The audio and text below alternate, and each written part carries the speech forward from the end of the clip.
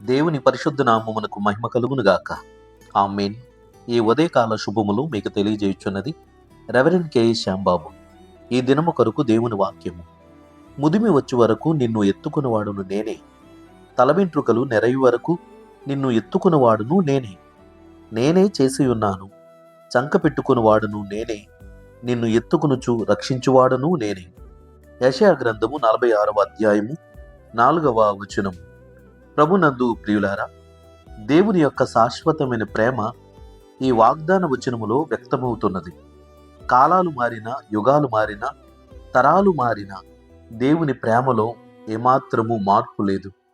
తల్లిదండ్రులు తమ బిడ్డలను కొంతవరకు మాత్రమే లేదా కొంతకాలం వరకు మాత్రమే భరించగలరు.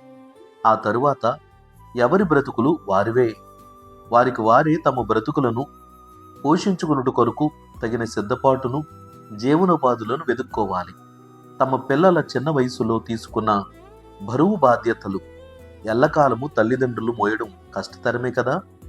ఈ వాక్యము ప్రకారముగా ఎత్తుకునివాడును నేనే అని మనకు గొప్ప ఆదరణను ప్రభు కనపరుస్తున్నాడు.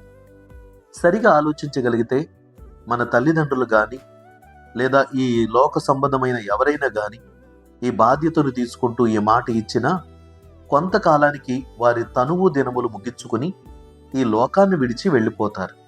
వారు ఎల్లప్పుడూ మనతోనే బ్రతికి ఉండరు. కానీ దేవుడు ఆదియు అంతము లేనివాడయున్నాడు, నిరంతరము జీవించువాడయున్నాడు. ప్రకటన గ్రంథము 21వ అధ్యాయము 6వ వచనములోను, ప్రకటన గ్రంథం 22వ అధ్యాయము 13వ వచనములోను, ప్రకటన గ్రంథం 1వ అధ్యాయము 8వ వచనములోను దేవుని యొక్క నిత్యమైనటువంటి స్థితిని గురించి మాట్లాడుతాడు. ఆయన ఆది అంతము లేని దేవుడు అని వాక్యముందు తెలియజేయుచున్నాడు. ప్రభునందు ప్రియులారా, దేవుడు సదాకాలం ఉండేవాడు. ఆయన ఇచ్చిన మాట ప్రకారముగా సమస్తమును నెరవేర్చువాడు. ఆకాశము భూమి గతించిన దేవుని మాటలు ఎప్పటికీ గతించవు. మనకు వయస్సు పెరిగి ముసలితనము వచ్చినా దేవునికి వయస్సుతో పని లేదు. ఆయన కాలాతీతుడు. మనకు వృద్ధాప్యము వచ్చేంత వరకు దేవుడు ఈ భూమి మీద మనకు తగిన సహాయం చేస్తాడు. యాకోబు అను ఇశ్రాయేలు సంతానమునకు దేవుడు చేసిన నిబంధనను బట్టి ప్రత్యేకమైన ప్రేమతో జీవితకాలమంతా రక్షించుటకు ప్రభువు సిద్ధపరచబడిన ఆ రక్షణను వారికి ఇచ్చాడు. అయితే ఈ వాక్యము మన ఎడల నెరవేర్చుటకు దేవుడు తన కుమారుడైన మన ప్రభువు యేసుక్రీస్తు ద్వారా చేసిన క్రొత్త నిబంధనను బట్టి నూతన ఇశ్రాయేలీయులుగా మనలను పరిగణలోనికి తీసుకుంటున్నాడు. ఎందుకంటే ఆయనే మన అందరి సృష్టికర్త అయి ఉన్నాడు. యెహోషువ గ్రంథం 1వ అధ్యాయము 6వ వచనములో నిన్ను విడువను, నిన్ను ఎన్నడును ఎడబాయను అని ఒక మనోధైర్యమును, వాగ్దానమును దేవుడు తెలియచేస్తున్నాడు.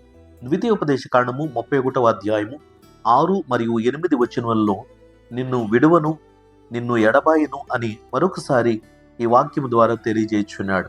ప్రియ సహోదరి సహోదరుడా, దేవుని యందు నిరీక్షణ ఉంచుము. ఆయనే నిన్ను అంతము వరకు ఎత్తుకొని కాపాడుతాడు. దైవాశీస్సులు కలుగునుగాక. ఆమేన్. ప్రార్థన. ప్రేమగల తండ్రి, ఘనమైన దేవానికి స్తోత్రాలు. నీ మాటల యొక్క గొప్పదనము, నీ ఉద్దేశముల యొక్క పనితనమును మేము బాగుగా గ్రహించువారమై ఉన్నాం. ప్రతిరోజు నీ వాక్యము చేత మీరు మమ్మను ఆదరిస్తున్నారు, బలపరుస్తున్నారు. ప్రభువానికి స్తోత్రాలు చెల్లిస్తున్నాం. ఈ దినముందు ఈ వాక్యమును ఆలకిస్తున్న బిడ్డలు మానసికంగా, శారీరకంగా కృంగిన వారై ఒంటరి వారము, మా భవిష్యత్తునకు మాకు ఎవరు ఆధారమై ఉన్నారు, సహాయం చేయవారు ఎవరున్నారని నిరాశ నిస్పృహల్లో ఉన్నారేమో వారి కొరకు ఈ వాక్యము గొప్ప ధైర్యమునిచ్చినట్లుగా మీరు బయలుపరచండి. ఈ వాక్యమును ఆలకిస్తున్న ప్రతి బిడ్డలను మీరు నిశ్చయముగా బలపరచండి, ధైర్యపరచండి. నేటి కార్యక్రమములలో, వారి జీవనోపాధులలో, పనిపాటలలో కొనసాగుతున్న బిడ్డలందరికీ మీ కృపా క్షేమమును కలుగు చేయమని వేడుకుంటున్నాం ప్రభువా. నాయన, పరీక్షలు రాస్తున్న బిడ్డలకు మీ కృప తోడుగుంచండి. మంచి జ్ఞానమును, సిద్ధపాటును దయచేయండి.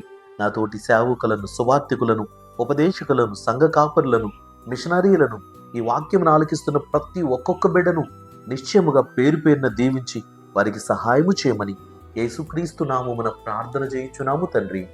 ఆమేన్.